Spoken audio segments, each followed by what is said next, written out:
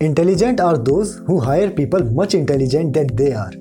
समझदार वो होते हैं जो अपने से ज्यादा समझदार लोगों के साथ काम करते हैं या फिर उन्हें काम पर रखते हैं। So hello friends, welcome to Evolve. और आज की वीडियो में हम जानने वाले हैं रिच डैड का फाइनेंशियल सीक्रेट नंबर 5। पर अगर आपने अभी तक चैनल को सब्सक्राइब नहीं किया है तो आगे बढ़ने से पहले चैनल को सब्सक्राइब करके बेल आइकन को प्रेस जरूर कीजिएगा। तो रिच पीपल का सीक्रेट नंबर 5 है कि the rich invents money. Invent का मतलब कोई नई करेंसी लॉन्च करना नहीं है, बस कुछ चली चलाई बातों को मानने के बजाय अपने नए तरीकों से अर्न करना है। तो यार ये 1990 की बात है जब फोनिक्स एरिजोना में इकोनॉमी बहुत बुरी थी। उस वक्त वहाँ टीवी पे फाइनेंशियल प्लानर्स आके कुछ सलाह देते और उनमें से एक थी कि अगर आप आज के समय में $100 पर मंथ सेव करते हो तो अगले 40 इयर्स में आप एक मल्टी मिलियनियर होंगे। इस सलाह में वैसे तो कुछ बुरा नहीं है, पर बड़ी दिक्कत यह है कि कोई अगर सिर्फ सेविंग पे ही डिपेंड रहे तो उसके आसपास क्या चल रहा है वो उससे बेखबर रह जाएगा और कोई बड़ी अपॉर्चुनिटी ऐसे ही निकल जाएगी जिसमें कि वो बहुत कम टाइम में काफी अच्छा अर्न कर सकता था। जैसे उस वक्त इकोनॉमी डाउन होने की वजह से लोकल रियल एस्टेट ऑफिसेज में $1 लाख के हाउसेस $75,000 तक मिल रहे थे।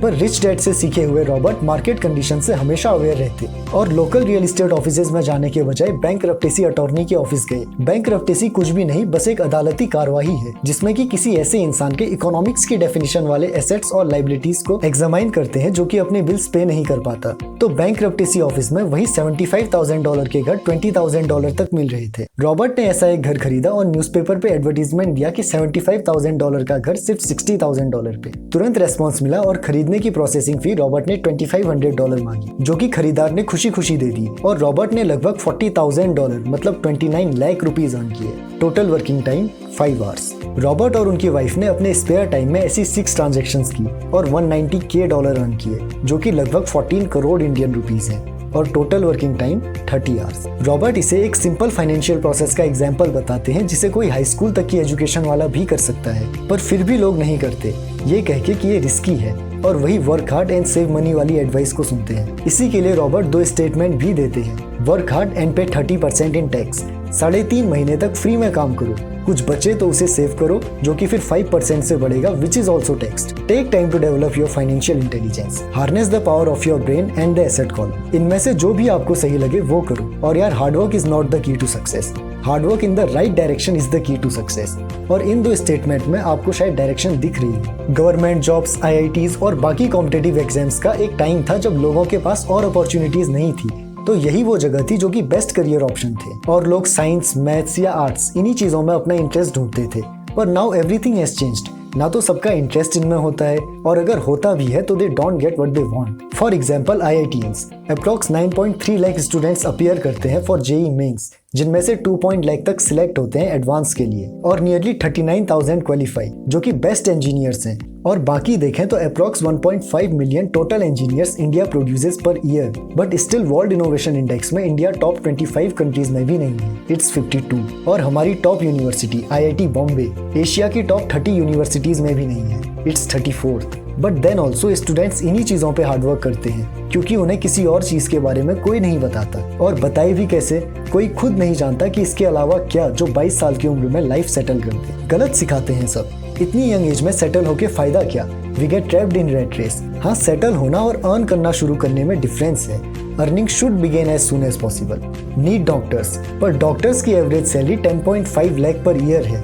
हाँ, इसमें ह्यूज इंक्रीमेंट होता है पर after 9 to 10 years of experience. And UPSC, great financial promise, power, respect, पर कोई भी IAS इंडिया के टॉप 100 रिचेस्ट पर्सन तक की लिस्ट में नहीं है। लेकिन अगर आप सैलरी ना देखकर किसी और एम से इन चीजों को चूज करते हो जिसके सामने पैसा बहुत छोटा है, तो it can be the best thing. और अगर जानना चाहते हो कि आप इन्हें पैसे के लिए परस्यू तो नहीं कर रहे, जस्ट आस्क टू योरसेल्फ कि अगर किसी IAS की सैलरी ₹40,000 पर मंथ होती और कोई ऊपरी कमाई नहीं, would you still devote your 4 to 5 years or even more for it? And yeah, remember, it's one life, everything will end. We should be true to ourselves. और Robert अपनी transactions को बस एक डायरेक्शन बताते हैं और जरूरी नहीं कि सब रियल एस्टेट में ही अपॉर्चुनिटीज ढूंढें।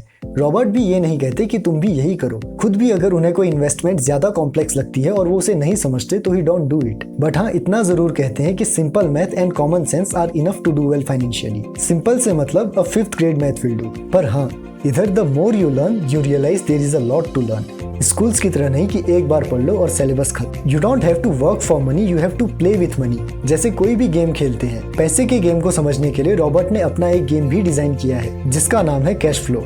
इसे आप कभी भी रिच डैड के चैनल पे खेल सकते हो और इसे खेल के आप मैक्सिमम प्रॉफिट और अपॉर्चुनिटीज को समझ सकते हो। बस great opportunities are not seen with your eyes, these are seen with your mind. इन्हें देखने वाले इन्वेस्टर्स दो तरह के होते हैं। जो बड़े पैकेज में इन्वेस्टमेंट करते हैं ये उस आदमी की तरह होते हैं जो कि अगर कंप्यूटर खरीदने चाहें तो अपनी चॉइस का कोई भी कंप्यूटर तुरंत खरीद लें। इन्हें इंस्टेंट इन्वेस्टर्स भी कहते हैं। और दूसरे उस तरह के लोग हैं जो कंप्यूटर के अलग अलग पार्ट्स खरीदें और उन्हें जोड़ के एक कंप्यूटर बना लें, मतलब कि छोटे छोटे पार्ट में अलग अलग इन्वेस्टमेंट करके एक बड़ी इन्वेस्टमेंट बनाने वाले। रिच डैड हमेशा से रॉबर्ट को दूसरा इन्वेस्टर बनने की सलाह देते, जिसके लिए 3 चीजों की जरूरत है। ऐसी अपॉर्चुनिटी ढूंढना जो हर कोई मिस कर जाए, और ऐसा सिर्फ दिमाग से होता है। रेज मनी, इन्वेस्टमेंट के लिए हमेशा पैसे की जरूरत होती है। और रेज मनी का मतलब है कि अगर बैंक आपको इन्वेस्ट करने के लिए पैसे ना दे तो आप कैसे ज्यादा पैसे एक्यूमुलेट कर सकते हो ताकि इन्वेस्ट कर सको। Intelligent are those who hire people much intelligent than they are, मतलब कि कैसे अपने साथ स्मार्ट लोगों को जोड़ा जाए, क्योंकि you are an average of 5 people you hang out with. इसीलिए इंटेलिजेंट वही है जो अपने से ज्यादा इंटेलिजेंट लोगों के साथ काम करे या उन्हें हायर करे। और एक और golden statement, often in the real world it's not the smartest to get ahead but the bold. यार एकेडमिक्स के बाहर की जो असल दुनिया है उसमें ग्रेड्स से ज्यादा कुछ और चीजें मायने रखती हैं, और वो है guts, audacity, bravado, chutzpah, daring, tenacity, cunning और ब्रिलियंस। ये फैक्टर स्कूल ग्रेड से कहीं ज्यादा इंपॉर्टेंट है किसी का करियर डिफाइन करने के लिए। जो कोई भी अमीर होना चाहता है उसे रैपिडली चेंज होते इस वर्ल्ड के साथ बदलना पड़ेगा। स्टडी हार्ड ताकि एक जॉब कर सको, ये बहुत पुरानी दुनिया का आइडिया है। स्कूल्स की पढ़ाई पैसा कमाने का एक बहुत पुराना तरीका है, और पुराने आइडियाज ही किसी इंसान की सबसे बड़ी लाइबिलिटीज हैं। जैसे 300 साल पहले जमीन ही वेल्थ थी, इसीलिए जिस इंसान के पास जमीन थी वही अमीर था।